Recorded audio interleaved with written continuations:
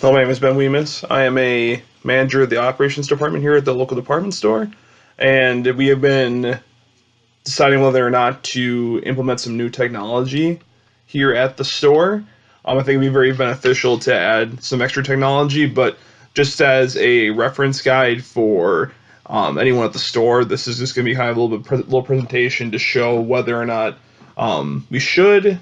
I mean, obviously, like I said, I think we should, but like we need to have like a reasoning behind it and how like technology will affect us and how technology has affected us as a society as well.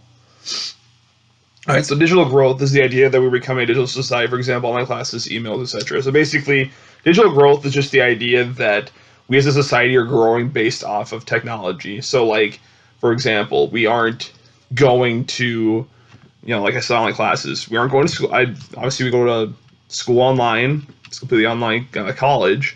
So we don't go to physical classes anymore. We don't basically mail a lot of letters anymore. We email, we text, we call, certain things like that.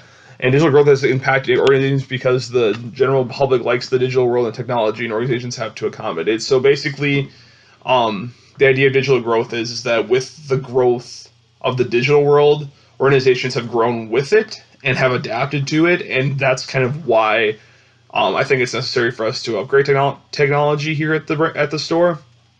Because at the end of the day, you may not. Some people don't like technology. Some people don't like. Some people do like the physical world, but the majority of the people in the world today use some form of technology in their everyday lives.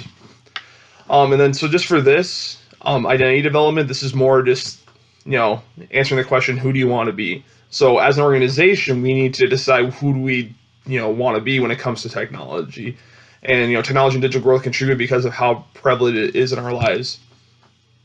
Like I said before, technology is basically, like, especially in the past, I would say 20-ish years or so, since I was born at least, it's been kind of a thing where every year it seems like we're growing more, to the point where it's like we don't even need like a physical thing. Like, for example, in like banking, we don't even need to go to the bank anymore to do transactions anymore. We can go to the ATM and get money. We can deposit checks online. We can do all that stuff. Just like that's just a great example of that. And it's how we communicate. We go to school, marketing, like I said. We have to contribute to digital growth into our identity development by accepting the changes. So basically, it's for what we want to do. We have our identity is to be something that will allow us to grow digitally. And I guess basically the thing that we have to do is just accept the fact that that's the way it's going to be, and we have to accept the changes.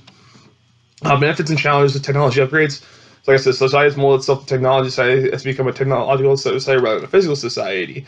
So basically what that means is people would rather use technology than physically do it. So it's like, for example, like a big thing now is online shopping. People don't even if they want something specific, or maybe it's like, for example, for me, Dick's Sporting Goods, like the nearest one from where I live, is an hour away. So I would just go and shop online. So for our organization, we have to just make sure that we provide the technology, because obviously with like online shopping, like I said, and the growth of technology, it's important that we provide that for our customers. But this also does create a digital divide due to things such as age, generation, access, etc. This could impact everything because people may not know how to use the technology as much as others. Also, in addition to that, people may not accept it. So the digital divide basically just states that there is a divide between the physical and the technological world. Basically, I would say a good example of that is especially like today's generation. Today's generation is born into this technological age. For example, like I'd say like probably when I was born, technology wasn't quite as prevalent as it is now. Today's age, it's kind of like our kids are kind of being taught how to use technology to become like greater. Like a huge thing is like, in one of my classes I'm taking at Rasmussen or whatever, I had a class where it was completely, they were asking you to completely do a bunch of like these calculations and statistic calculations on like Excel, Microsoft Excel, which is crazy because, we're not being asked to do things the long way anymore. It's more or less just like rather than teaching students how to become, like better at like these random like math equations. We're just showing them how to use the technology to come up with those answers. So it's more of a thing where like those people who are being born in the generation and the people that in past generations may not know how to use technology as well as others, which kind of gives them a disadvantage. Also, it's about access too. So like technology is expensive; it's not cheap. So people with like high socioeconomic status might have better access to technology. So social theories, structural function theory explains society and how the organization is managed and functioned. So this is a social theory that basically states that, like how like society impacts organization. So basically, like I said, right, it's technology. It's impacting, or in society is impacting how an organization is managed and functions. So technology has to be structured and implemented by management to like accommodate what is happening in society.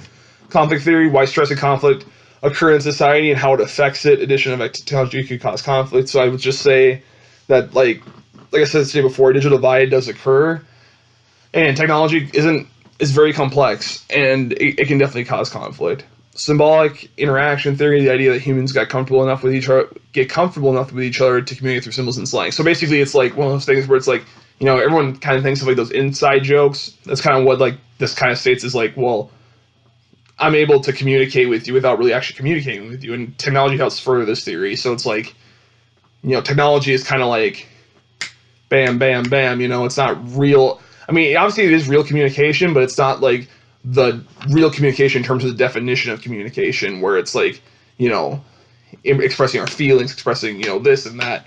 It can't be done through technologies, which could cause conflict. And so the evolution of language, changes technology impacting communication. Examples: text messaging, email, etc. Another big one would be like social networking. So, like I said, communication isn't physically as prevalent as it used to be. Text messaging, email, and some of that are way more common than, I would just say, even like talking to people at this point. Access and familiarity impact this immensely. Today's generation has the most access, while older generations may not. Like I said before, this impacts the store because we have to make sure we make the new technology easy to use for everyone. If people aren't keen on it, we have to accommodate them. So basically what that means is we have to understand that not everyone's going to be able to walk in the door and be able to, like, I wouldn't say like just on our team. We won't, like, all of us won't be able to just access technology along with our customers and just be like grade, A experts on it, So it's more of a thing where we have to help everyone grow with the technology. And it's also more of a thing where we don't have to make technology like access for everyone, but like it doesn't have to be just the technology. People, especially the elderly, don't like technology, and because it's more of a thing where they were born way before this generation. They just aren't keen on it. So we have to accommodate them for what they want.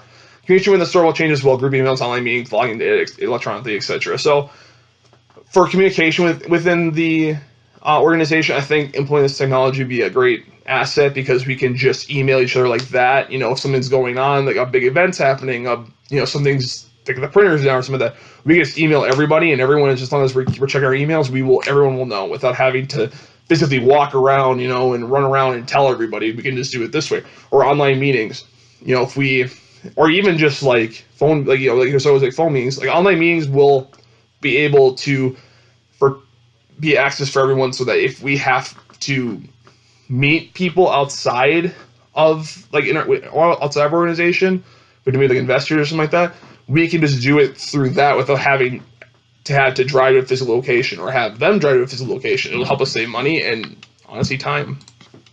And then finally, deviance. So there's a divide between the physical and digital world. Like I said, deviance in the physical world is moving from the norm of using physical communication to digital and technological communication. So deviance basically is just the idea that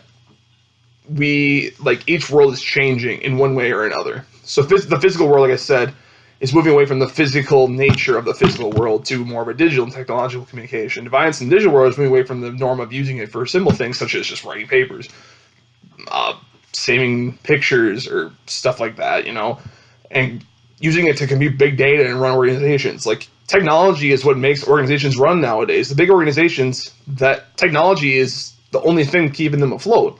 Which, I mean, it's kind of like, that's a very big